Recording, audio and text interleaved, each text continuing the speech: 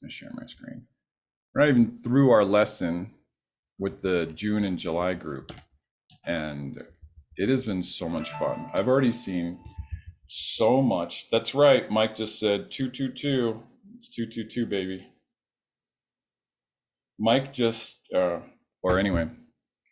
So we haven't even been through the June, July course, and literally in the first week between orientation and actually getting our feet on the road. Hi, SB. Hi, Brock.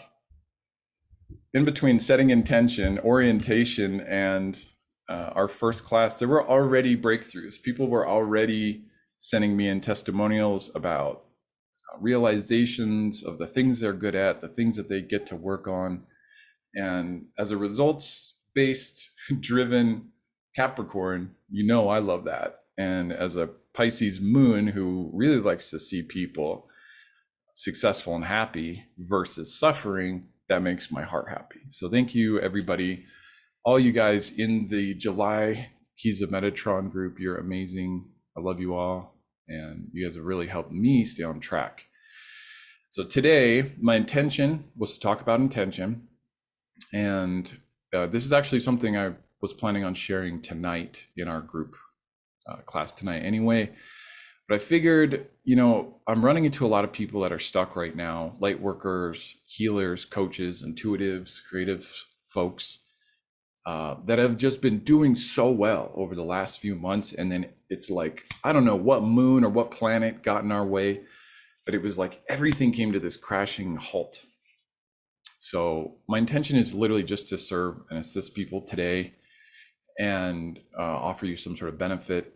And then my other intention is to everybody who answered to the meme yesterday, who are interested in the August group, I'm going to drop some details about times, how to sign up and things like that at the end of this video. So if you want to fast forward past all this, you can. If you want to fast forward to the end, you can on the recorded version. So let's start off with, here is one of the maps, and it is the keys of Metatron. And the keys are, you could look at them in a few different ways. You could call them steps. You could call them gateways, doorways, portals. You could call it a lens. You could call it the power tool for manifestation, the eye of Metatron, the keys of Metatron, the art of learning. Like, Spirit has given it many names. Essentially, it shows you places that you're doing things well and common pitfalls that people will fall into on any journey.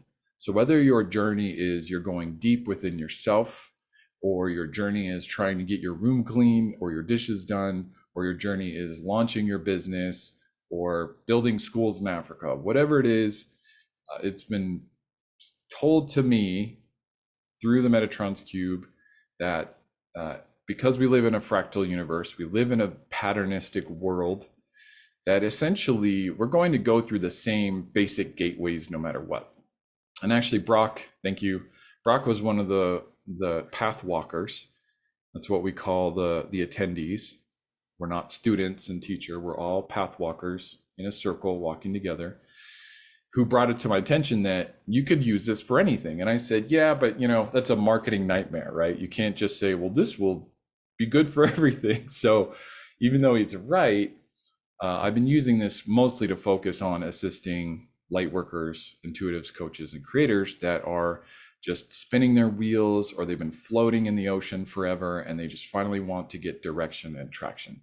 But they don't want to have to swing super hard into 3D root chakra hypermasculine world. You know, having to, like, you know, a description of that would be, say, writing a business plan, you know, accounting, stuff like that. That's very 3D.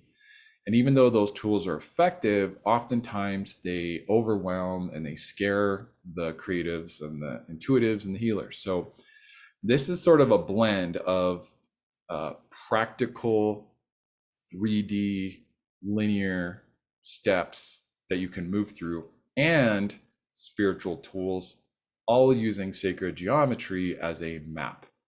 So sacred geometry isn't just pretty, it actually has a practical application, but I don't see anybody else teaching that.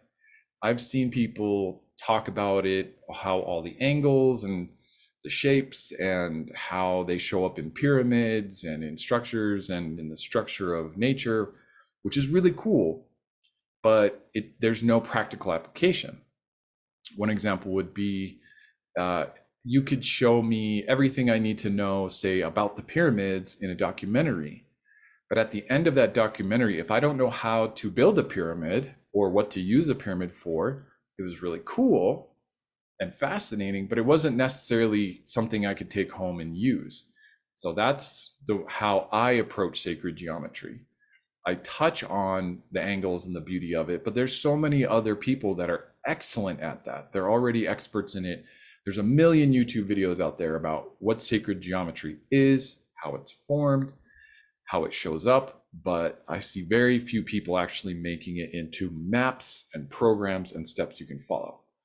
And then if you look at motivational speakers, inspirational speakers, transformational speakers, they will literally teach things in a structure that could probably fall into some sacred geometric pattern, but they don't put it in one, so they don't give you the visual. And oftentimes I see people speaking or teaching, and my brain is mapping it out. I'm like, oh, they just dropped 7 points. That would be a perfect seed of life.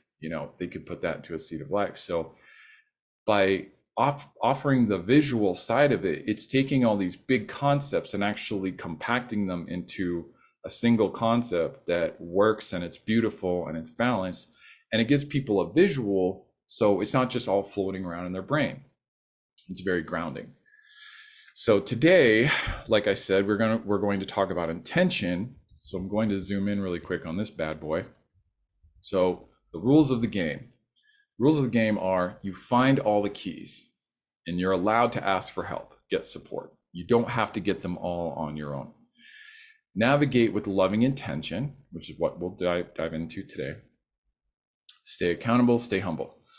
Staying accountable is only about taking account for what we do. Staying humble means when you get a power tool like this, balance it with humility, because when you have something like this that literally, you go to conspiracy theories, there's people high up using sacred geometry in their plans, not always for good reasons, but they're using them, and then they don't tell anybody, and then when we use them, they make sure to call us crazy, in order to make it seem like it's not accessible to us.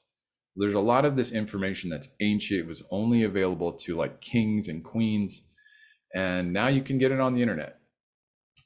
It's the beauty of the information age. So let's delve into navigate with loving intention. What does that mean? Well, everybody has a different context for love, and everybody has a different relationship with love. In fact, some people are afraid of love, right? The context in which I use it is I put everything into two categories. That is ego and soul. So anything that involves harm will fall under the category of ego, and anything that involves breakthrough or healing or empowerment falls under the category of love. And so by having, and I'll show you guys, actually I have a handout for that. By having a menu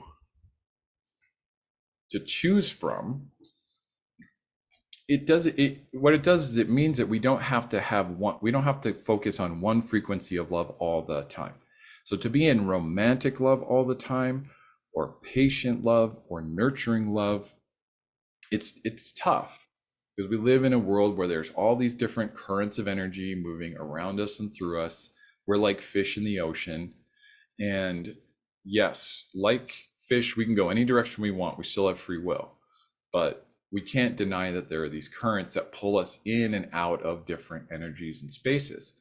So before I take action, before I enter someone's home, before I do a Facebook Live or send a text or build a business plan, I ask myself a simple question: what is my intention? And if it's coming from the list on the left, then I pause. I don't do it. If it's coming from the list on the right, then I know that, Even if I can't predict what's going to happen, I'm setting myself up for success and the best possible outcome. And then what happens when I find myself in the fear-based energy, the ego energy, and I don't have time to pause? Well, then I use alchemy and I shift into love, and then I just pull the trigger. So these are all the different energies we can choose from. So by being able to bounce back and forth between confidence or courage or peace or harmony, this means you can hack love. You can actually be in a space of love 90% of the time. It just gets to be a different frequency depending on the situation. That's why I call it the emotion hack. Because for me to always be in a space of commitment or courage is tough, right? I'm human.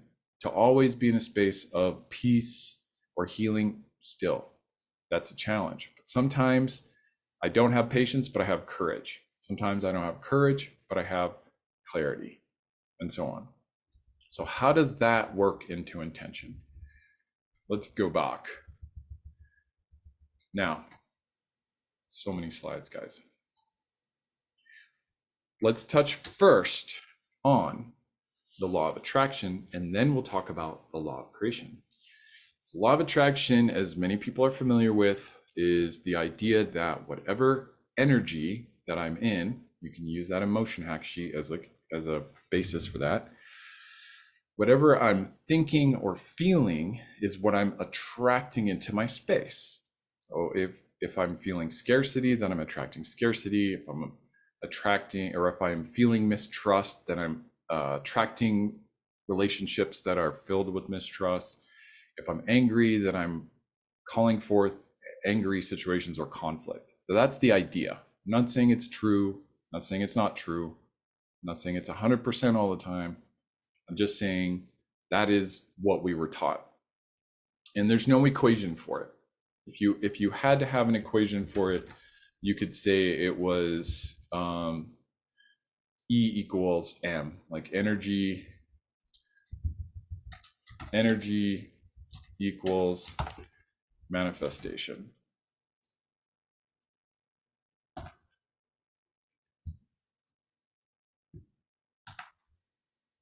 Okay. Whether it's positive or negative, energy equals manifestation. That's the way that I would put that metaphysical concept into a physics equation, if you would. Hello, Lana. Hey, Luana. And so this is yin energy, or you could call it sacred feminine, and it's inbound. It's attracting. So think of this, don't think of this in terms of gender. Think of this in terms of physics. You have two sides of a magnet, one pulls, the other pushes, minus, plus. North pole, south pole. Now the law of creation, it's a push. It is the yang, it is energy moving outwards. So attraction, inbound, creation, outbound. Yin, yang, sacred masculine, sacred feminine. If you study the law of attraction, there's a lot of language in there that's sort of muddied, that goes back and forth between the yin and the yang. And it's not like some sort of mortal sin that they didn't talk about the law of creation. It's an incomplete view of how energy works. It's missing the whole other half. They talk about, well, if you think about a Ferrari and you sit on your couch and you meditate, then they'll just fall out of the sky. That's obviously extreme and a contrived example, but that's where some people have taken the law of attraction. They never talk about, well, what happens if I'm in one of those energies that we mentioned before, and then I act on it? Well, ask yourself, if you enter a conversation calmly or from a space of neutrality, what is the tone that sort of the rest of the conversation takes? If you enter it lovingly or you enter it with anger, what is the tone of the conversation and how does that end? How does that conversation end?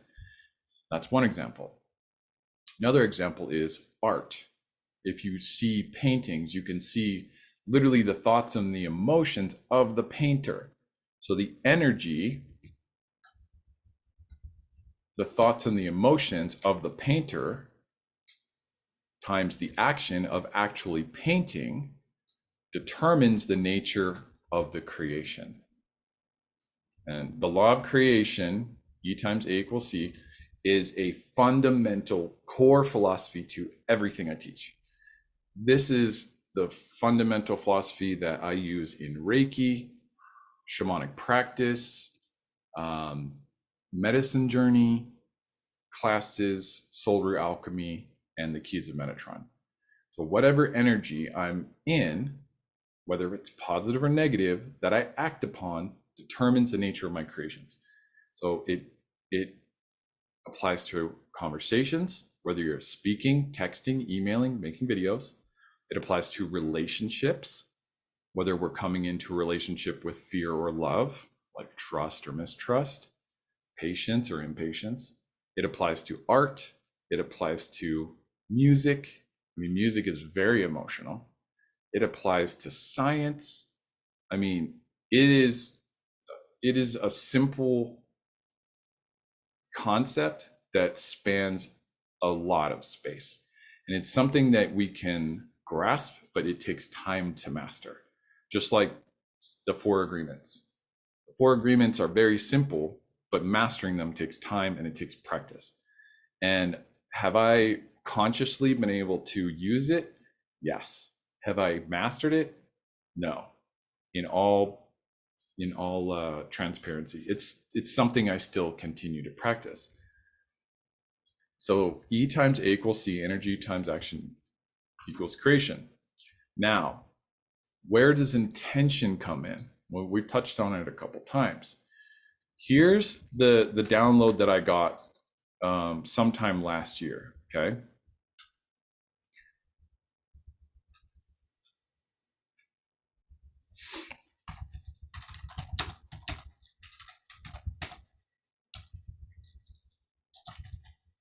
Oops. Okay. So I got the download EAC back in 2011, and I've spent a good amount of time practicing it. So what is IAC? The breakthrough was this: I can't always manage my thoughts and emotions. I have so many thoughts and so many emotions about those thoughts, and then those emotions breed new thoughts and so on. But I can manage one intention at a time. So that to me was a major breakthrough. And I can't always control, and it's probably not healthy to be able to, but I can't always control the outcome. I can control my intention, and then I can steer the outcome, the creation, the manifestation, the nature, more than just stumbling blindly through life. And so it's a very conscious way of living. It literally affects, what is my, what are my energies right now? Like, am I feeling frustrated? Am I feeling generous? Am I feeling happy? Those energies and thoughts can all be separate than my intention. Whatever intention that I act on now with the person I'm with or in the class I'm in changes the nature of my creation. And the more I practice this, the better I get. Pretty crazy, huh? So how that relates to people being stuck. Maybe it's not the motions you've been going through. Maybe it's the intention in which you've been engaging in them. You feel me? So maybe you already have a really good coach or a great shaman or a great therapist, and they're giving you the steps, and for some reason it's still not working. So I'm challenging you to go back forensically in your mind, go through your history, ask yourself, was I doing those things with the right intention? Was I engaging in those things from a space of fear and lack and desperation? Or was I engaging in those things from a space of inspiration and abundance and courage? Is my end goal, my creation, my vision, is it big or is it very small? And do I want to live the measure of my creation, or am I trying to keep everything just right above sea level so I don't have to do anything scary? And all the motions, all the actions, right? All the actions look the same to other people on the outside. And that's what's so crazy about it. Like, this is what's so mysterious about this, is that we might all be going through the same program and all following the same steps, but we all have different intentions, and people can't see in our intentions, but the universe can. And this has become so apparent to me in medicine journey, that we always set intention before journey, because the universe knows, and the universe knows if we're being honest or not, and being accountable or not. So this is where, to me, true shamanic practice is not just going out and going through the motions and showing up to ceremonies. True shamanic practice is understanding every step of the day, every step of the way, every motion I make throughout my day. It's, do I know my intention? Am I aware of it? Do I have it under control? Can I shift my intention? If I have a negative intention, can I press pause, back the car up, and take another run at this with a better intention? And then you can start plugging this into your Reiki practice. You can plug this into your business. You can plug this into your parenting. You can plug this into your romantic relationships. It's crazy. Like I said, it's very simple to understand. It takes a long time to master, but the more you do it, the better you'll get at it. So if you feel like you've been getting stuck in the keys of Metatron, one of the reasons we might get stuck in one realm or the other, one portal or the other, is because we're not engaging with loving intention. We may think we are and we're not, or we may not realize that we're not. But this is why many times that we will be stuck there, and it's not a punishment. It's the universe is offering the lesson that when we can actually learn this and gain self-control over our intention, then we can start to unlock the doors, and then we can open the keys. And some might say, they may argue, well, anger and frustration and things can be good, right? Well, yeah, temporarily, those things can be great catalysts. Desperation and sadness and anger can be a great temporary catalyst to get you to a place where you don't want to be. But ask yourself, do you want to be able to tap into anger to be your secret to success? That's like saying, I'd love to be the Hulk. Like, the Hulk gets all of his anger or all of his power from anger. Is that really how I want to live? Do I only want to move forward using like manipulation or fear? No. The best way, and the most successful people move through life from a space of love and inspiration. Look at how many actors and actresses have been acting for years. They don't need the money anymore, but they sure love what they do. And so there's one example of somebody who literally isn't doing it for the money. They're literally doing it because they love to do it. There's a lot of people in activism or nonprofits and charities that they're not doing it for the money. They're doing it for the passion.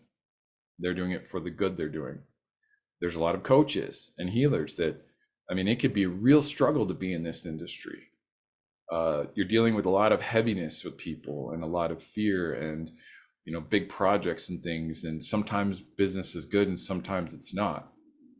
And they love what they do, so they're willing to take the risk and work for themselves and move forward with this loving intention. And those are the ones who always seem to make it. It's the people that make it through to the extra mile, is one way of explaining it. Wayne Dyer explains it as the extra mile, and he says it's lonely there because few people make it through all the challenges. Money is not enough motivation for people, right? There has to be a passion, there has to be love for it. So that's the breakdown of energy times action equals creation. And if you guys would like a copy of this, I actually have it in a one-page PDF. I'll be happy to send it to you for free. And that is one of the many things that we cover in the Keys of Metatron. So I hope that assists you. As far as the details go, let me crack this other page open. On Facebook, I have, boop, where's my screen share?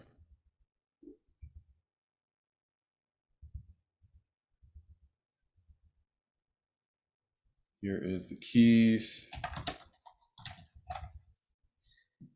August enrollment. I'll put a link to this so you guys can check it out. There are already a bunch of posts on there and information about the event. I'll also post a link to where you can buy your ticket from my website.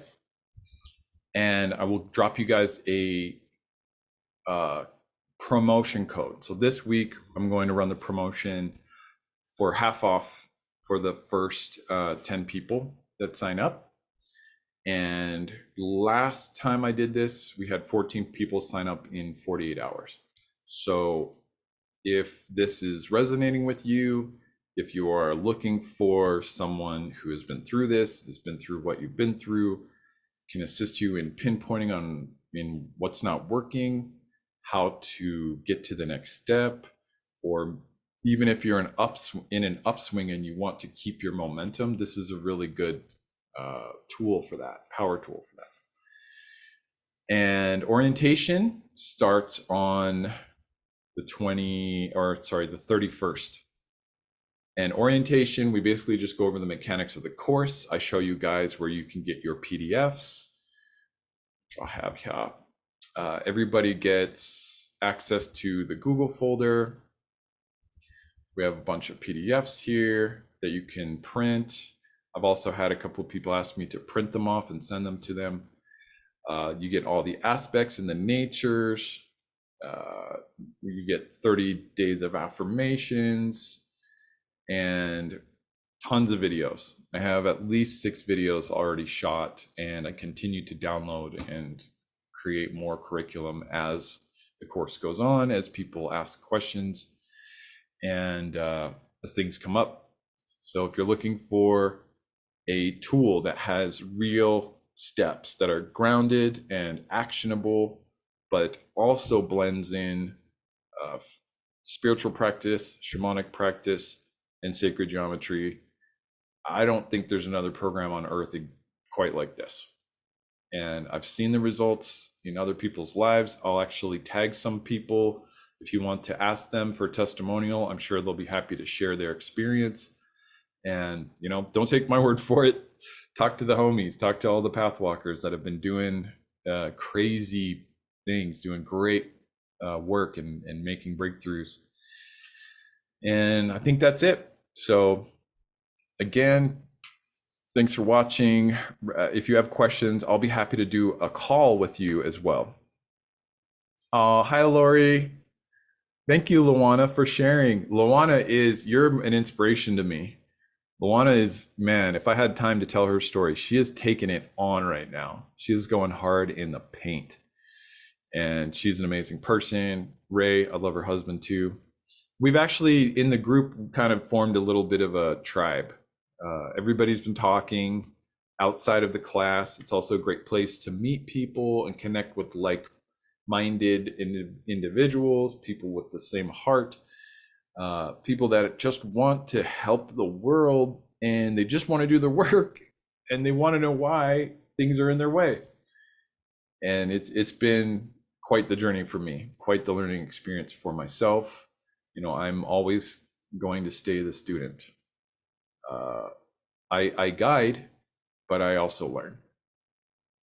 So I love the smell of breakthroughs in the morning. And if you want to talk to me directly, reach out to me on Facebook Messenger or text me, and we can set up a phone call, and I'll be happy to sit with you and let you guys know what's going on. I've also offered to a few people a one-on-one version of this. So if group things aren't your thing, I get it. If you want to talk to me, just work with me privately, I'm all about it too. I only have a few spots open though for the one-on-ones because it's very intensive. I'm basically helping you with your project. build it all the way through. So ask me about that, and I'll be happy to answer questions. Okay. Well, I love you guys, and I will be talking to you very soon. Peace out.